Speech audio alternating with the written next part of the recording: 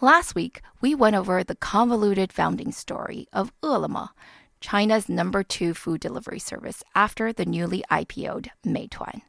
Ele.me was acquired by Alibaba for $9.5 billion in April, the largest acquisition in Chinese internet history, and merged with Alibaba new retail subsidiary Koubei last week. This is a two-part series, like our deep dive into bike sharing earlier this year, and it's meant to be listened to in the order that they're released. Better yet, you should listen to both last week's story on Ele.me and our earlier episode on Meituan first before jumping in today. Basically, we are seeing the emergence of a new battlefront in China, a battle that is currently being called local services, 本地生活, were pretty much the old O2O online to offline businesses that included group buying and food delivery, but which is now increasingly being tied up with a concept known as new retail. You know, high-tech supermarkets, grocery delivery, cashierless stores, stuff like that. And nowhere is this convergence of sorts more clearly demonstrated than in the recent Ele.me and Koubei merger. And since we gave you a ton of detail, maybe too much detail, sorry, on Ele.me last week, this week, you guessed it, we are going to talk about Koubei. What is this company? Why is it important? Why the merger? And what does this mean for the battle between Meituan and Alibaba? And why should you care? Well, this battle, like so many of the other battles we've covered so far on Tech Buzz, is actually a pretty good example of how China is further ahead in certain market segments versus the US. I mean, most of the same pieces and technologies exist, but China has rolled out many parts faster, and so we might see certain business dynamics emerge earlier than even here in Silicon Valley. Right. I mean, just in food delivery, a core reason behind Uber's jump in valuation recently, China is about twice as big as the US, with a $33 billion market expected this year versus $17 billion here. And that's just one piece of the puzzle. So keeping an eye on this story might also inform those working on these sectors elsewhere. Because you never know, maybe Amazon, Uber, Instacart, or other internet giants are going to take a page out of the same playbook of Meituan or Alibaba can make it work. Or learn from their mistakes if it doesn't. But Tech Buzzers will let you decide for yourself. Is new retail and local services truly a killer combo? And who might have the best shot at making it work? Meituan or Alibaba? The president's key economic team goes to China. After a whole night thinking, I say I still want to do it.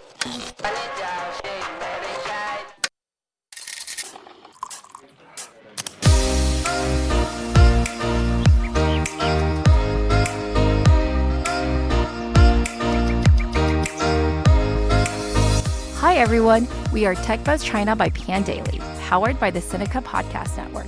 We are a weekly podcast focused on giving you a peek into what's buzzing within the tech community in China. We uncover and contextualize unique insights, perspectives, and takeaways on headline tech news that don't always make it into English language coverage, so you can be smarter about the world of China tech. Tech Buzz China is a part of Pandaily.com, an English language site that tells you everything about China's innovation. Hello, I'm one of your two co-hosts, Ying-Ying Lu. And I'm your other co-host, Ray Ma. We love fans who write us reviews and give us detailed feedback. Thank you, Connor Leonard, Tapiwa Carlton, and Etse Parti. Also, to our new listeners over at Deal Street Asia, hello, and do tweet at us for TechBuzz swag. We'd like to give a shout out to our partners at SubChina. In addition to our podcast here with Pandaily, they publish the excellent Sinica podcast, a weekly discussion of current affairs on China with journalists, writers, academics, policymakers, and business people. And Sinica has been adding steadily to its growing podcast network. There's New Voices, which features women, as well as the new China Econ Talk, and of course, the Caixin Sinica Business Brief. Check these out, guys, wherever you get your podcast. If you enjoy listening to us, please do take the time to leave us a rating or reviews on iTunes, Facebook, or wherever you get your podcasts.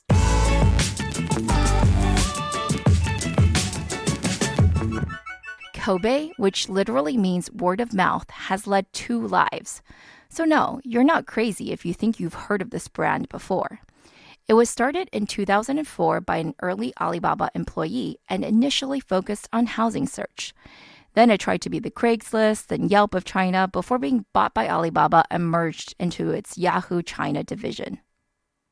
None of those efforts worked, though, of course, and it's hard to say if Koubei was just too early in its timing or too unfocused or what, but by 2011, it was basically left for dead. By the time, 4 years later, in 2015, when Alibaba officially revived and restructured the brand, everything had changed except the name. Yeah, because it wasn't a revival as much as a rebirth. In June 2015, Alibaba and Ant Financial put in 6 billion RMB, or almost 1 billion USD, and split ownership in Koubei 50-50 to fight against the still separately dueling Meituan and Dianping at the time. Even though the O2O online to offline local services market had already reached $30 billion in 2014, researchers estimated that the market penetration was just a paltry 4.4%. So that means everyone could see the growth potential, especially commerce-minded Alibaba, who was drooling after this ginormous market opportunity. Which might explain why it could not help itself but jump into the fray, despite already having a horse in the race by way of portfolio company Meituan. But as we already know, Alibaba likes to own and not just influence as an investor. Either way, I wonder if that was the beginning of the end of their relationship, because before they were the rivals they are today, Alibaba had led Meituan's Series B. But today, just 3 years later, Alibaba's Ele.me and Koubei are named as main competitors in Meituan's IPO prospectus. So alliances, even if forged together by strategic equity investment, can be quite fleeting in Chinese tech. Right. But back to Koubei. While it began with a food and beverage or F&B restaurant business, much like a Yelp or a Dianping, Koubei 2.0, like its predecessor, always had grander ambitions from the start. In fact, its very first press release said it was eventually going to go into healthcare, supermarkets, and vending machines. And it pretty much does do everything now, having expanded significantly since launching 3 years ago. You can book travel, buy movie tickets, find a gym, do your laundry. But the main business still seems to remain F&B, or at least that's what Meituan thinks. In its prospectus, Meituan names Koubei as its main competitor in its in-store business, which means the following, quote, allowing consumers to make reservations, line up virtually, place orders, purchase vouchers, and much more, addressing potential consumer demands and improving merchant service quality. At the same time, merchants are further enabled through technology that improves their IT and operations, accelerating their digitization. End quote. Simply put, Koubei and Meituan are both working on digitizing every aspect of the restaurant dine-in experience, not just what the consumer experiences, but also the back end as operated by the restaurateur. In July, Koubei announced that it was going to apply new retail to the F&B business by introducing smart restaurants. What are smart restaurants, you ask? It's basically the same thing we just mentioned, but just taken to an extreme. And oh yeah, with AI. Yeah, as a consumer, you get AI recommendations on what to order. As a restaurant owner, you'll be able to manage your inventory, offer real-time discounts, maybe personalize offerings to customers, and more. Technically, you should be able to run your restaurant at a higher efficiency and for longer hours, like, for example, 24 hours a day. One chain signed on to be an early beta customer in January. After 6 months, the location grew revenues 40%, labor efficiency by 3 times, and had 37% higher table turnover rate. Based on these early promising results, Koubei has announced new partnerships and intends to remake 1 million restaurants into smart ones. Koubei has also worked with a convenience store called 24Cien to pilot cashierless payments. While there's still a cashier in the store, customers with the Koubei app can just scan the goods and pay for the items in-app and show the receipt to the cashier as they leave, saving a lot of time and labor. It's also been using AI and facial recognition to help chains choose locations to expand to. Okay, if you're like me, you're probably thinking, that's cool, but also kind of gimmicky. Yeah, add AI to everything. Yeah, make everything robotic. But is that Alibaba's plan to win against Meituan? No, of course not.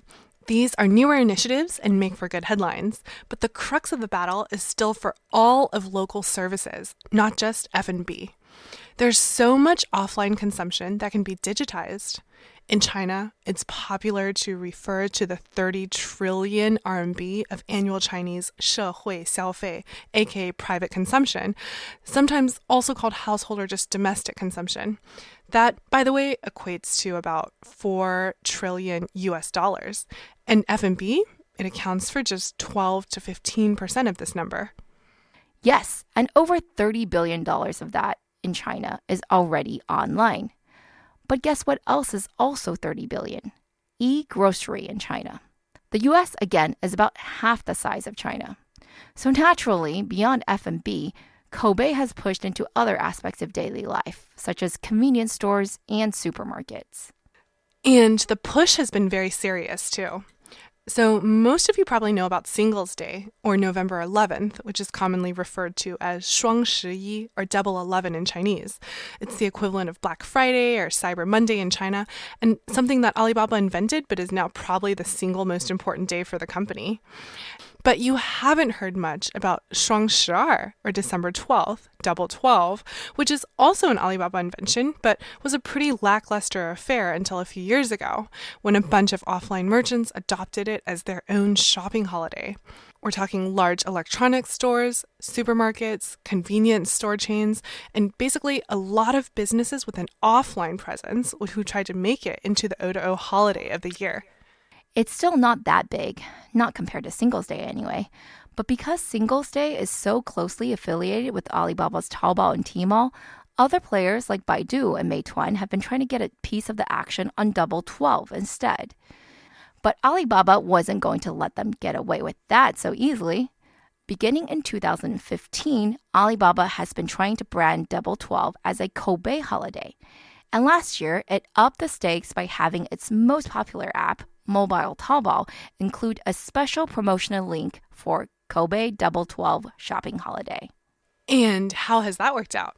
Well, on last year's Double 12, Koubei issued 140 million coupons on behalf of 1 million merchants and induced what they said were 65 million transactions in 300 cities. Is that good or bad? I don't know. Obviously, these numbers are large and impressive, and there seems to be significant growth from the year before. And unlike Singles Day, these coupons are not used online, but redeemed in the actual store, usually. But since many articles talked about how you could buy 70 RMB worth of goods with just 25 RMB cash on this day, meaning there were significant subsidies being given out, can you really say this was really successful or just a really expensive customer engagement strategy? Nothing beats free money. Alibaba has plenty of cash, though, so I would expect this to continue for a while, or at least until they're sure they've won this market. Now that Koubei has merged with Ele.me, maybe they will. The combined company's coverage, at least, is immense. Together, they have 3.5 million merchants across 676 cities. And Koubei alone has 167 million MAU. Couple that with Ele.me's nearly 700K delivery workers, Meituan should be very, very worried. Actually, they are worried. As we've already said, they very responsibly highlighted these risks in their prospectus. The question, though, is who is set up better to win in this space? And by this space, we mean local services. Originally, the focus had been on food delivery, but now digitizing offline retail, or what's called new retail, 新零售, is also front and center. Yeah, as we said in the last episode, according to Jack Ma, new retail is, quote, a seamless merger of offline, online, and logistics for a dynamic new world of retailing, end quote. That means e-grocery, cashierless stores, high-tech retail, and all that good stuff. With both Alibaba and Meituan, the emergence of local services in new retail as a key business unit has been very obvious. In January, Koubei changed from reporting to Ant Financial to reporting directly to Daniel, the CEO of Alibaba Group. If you can't quite remember what the difference is between the two, we highly suggest you listen to our episode 11, which does a deep dive on Ant. Now that Koubei is combined with Ele.me, it is still directly overseen by Daniel. Remember, too, that on the retail side, Alibaba has significant retail partnerships and investments in the form of Yintai, Sanjiang, and RF Mart, all large department store and supermarket chains. In consumer electronics, it's got Suning. In fact, it has invested nearly $10 billion into traditional brick-and-mortar retail since 2015. But beyond that, perhaps most importantly, it's got Alipay. And because Ele.me, Koubei, Alipay, Taobao, they're all one big happy family, they can all agree to share all of their data. Which leads to Koubei being able to offer you a discount voucher to karaoke in the mall when you finish your hairy crab dinner, because Alipay data shows that you have a 30% chance of wanting to sing your heart out after a gourmet seafood meal. Which is either creepy or convenient, depending on where you stand on the consumer privacy spectrum. Right. But if you're the merchant, then you love this solution. You also love how you don't need to deal with all the hassles of managing a mall membership program, which, by the way, is very common in China. Statistics show that only 30% of visitors return to the same mall within 6 months. But if they have a membership with perks and you can keep track of who they are and push them timely discounts regardless of location, then maybe you won't be wasting 2/3 of your foot traffic. Not just for mall operators, but also for store owners. You don't need to manage your own members or loyalty programs either. You know those buy 9, get your 10th boba milk tea free deals where you have to remember to carry around this flimsy paper card and get it stamped? Koubei can manage that for you automatically. And when shoppers come into your store, instead of bothering the salespeople for promotions, they can just scan the Koubei QR code at the entrance and get all the coupons they need. Even for a small store, this could save you an entire 1 or maybe even 2 salespeople, which is a very significant cost savings. That's actually what the app really is. Unlike Meituan, which is really still very much reviews-based, Koubei is all about drawing you in with deals and allowing you to order inside the app as much as possible. It's much more on-the-spot promotion and order completion, much more transactional, but at the merchant's location, versus Meituan and Ele.me, which still focus on delivering to the home. Meituan obviously has seen the same opportunity and was already starting to experiment with its own offline stores by mid-2017. At the time, it said to its investors that it expects to be the most aggressive investor in the offline retail space. It officially announced last November that it would increase its focus on new retail, and now it breaks out those revenues separately under new initiatives in its financial reports. Even on the logistics side, it's tried to follow in Ele.me's footsteps by focusing less on food and more on delivering things in general, launching a Shango product in July that delivers not just food, but also groceries, convenience store goods, flowers, jewelry, and other things that are not quite so high frequency as food, but would still benefit from delivery. It's also been testing robot deliveries. But let's not get into that today, because these initiatives are still so early. Instead, you've heard us talk about Koubei and local services and new retail for the last 20 minutes. Let's get another voice on the show, shall we? We'll have our friend Ed, who's been looking into new retail for a while. Ed, can you introduce yourself briefly to Tech Buzzers? Hello, my name is Ed Sander of ChinaTalk in the Netherlands, and ever since working as an international volunteer in the city of Xi'an, I have been writing, giving lectures and guiding study trips for individuals and groups with a special interest in mobile digital innovation and new retail more recently. All right, in case that's not clear, Ed takes people to China, not the Netherlands, for the study trips. And he's recently done some fantastic videos on new retail that you can find on his website at chinatalk.nl. Okay, Ed, what do you think is the main benefit of Alibaba now combining Ele.me and Koubei? There's some interesting aspects about the combination of local services and new retail. One part is, of course, the delivery with the army of Kuaidi, of couriers, that Alibaba now has available after fully acquiring Ele.me. It can probably use these in other areas as well. Another thing is that with Koubei and Ele.me merging in the back end, not so much in the front end, but in the back end, they will probably be able to offer a more full service package to the merchants. Of course, Ultima is doing food delivery. There is other services that Koubei offers more in the customer acquisition and online presence that can complete the service package that is being offered to the merchants. So that's where I expect synergies and a better full experience on the merchant side. Now on the customer side, I expect another really fierce war between Meituan Dianping and Ultima, as we've seen before between Meituan and Dianping before they merged together.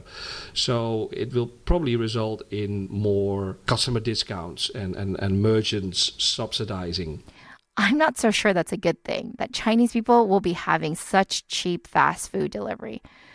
But I suppose as long as they're also ordering fresh groceries with the same infrastructure and eating healthy, maybe it's not all bad. But Ed, is there anything the West can learn from this? As far as the question is concerned of how the West can learn from these developments in China, I've always personally been very skeptical about the possibilities of copying Chinese concepts to other markets.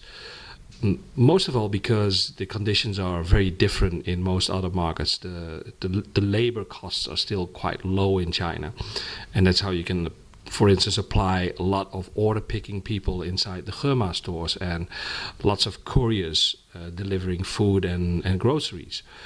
Also, the population density in the Chinese cities is very high. If you look at food delivery, for instance, in the Netherlands, it's mostly fast food because eating out is quite expensive and it's really considered to be like a bit of a special occasion if you go and eat out. So you wouldn't really have a courier deliver like a real meal that's not like fast food. But if we look at what we can learn from these Chinese internet companies and these developments, I think the most interesting thing is how Chinese internet companies diversify.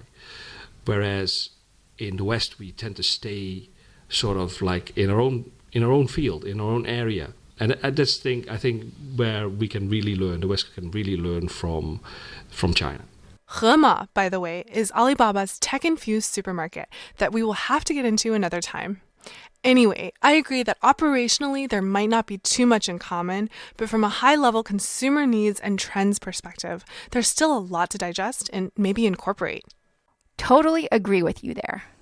But I also agree with Ed and his point about the sprawling, endless business expansions that these Chinese tech giants take on. Because perhaps at the end of the day, this is not as much a battle between Meituan and Alibaba as it is of Tencent, which of course owns part of Meituan, and Alibaba, and their two divergent approaches to empire building.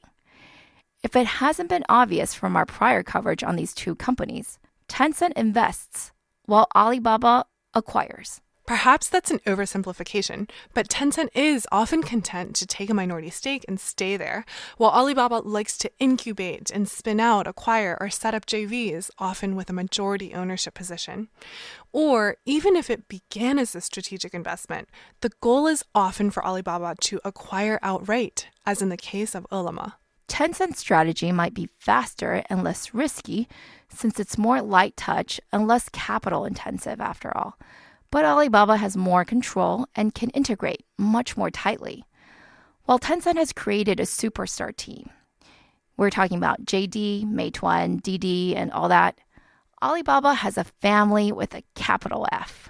They share Jack Ma's blood, while Tencent's companies only share Pony Ma's friendship. Well, friendship and funds. Yeah, integrating across two independent companies headed by two hotshot CEOs is obviously going to be more difficult than Alibaba CEO Daniel Zhang just issuing an order that says, "Hey guys, your units are now combined. Have fun working together. Here's your new KPI. Beat Wang Xing."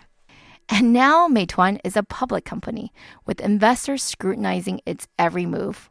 Its latest financial report shows that food delivery still makes up the bulk of its revenues at 60%, while new initiatives, which combines mobike, grocery delivery, and other stuff, is only 14%. It's already promised investors it won't go after ride-hailing despite a much publicized attempt to go head-to-head with Didi earlier this year. Can it convince investors new retail is a sector it must be in? That will only push back profitability even further, I'm sure. And is it even necessary to do so, with Tencent also having mirrored many of the same moves Alibaba's made? We won't list all of them here, but Wang Xing sure has a lot of teammates to buddy up with. As much as I am a fan of Wang Xing, I think he has his work cut out for him here.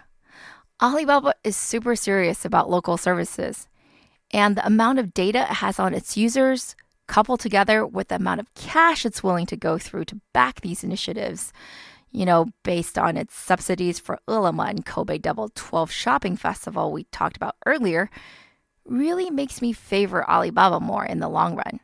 Not to mention that these new businesses require significant amounts of operating know-how. Alibaba is a much older and more experienced business, and being the leader in e-commerce means that it has been dealing with supply chains and suppliers for much longer than Meituan has. I'm also going to cast my vote with Alibaba, for now. Yeah, so while we're not discounting Tencent, it's got its hands full now with its own troubles. So what do y'all think? Is Alibaba's Ele.me and Koubei combo the killer duo that's going to shake up Meituan? Or is it still too early to tell? Let us know by tweeting at us at TechBuzzChina.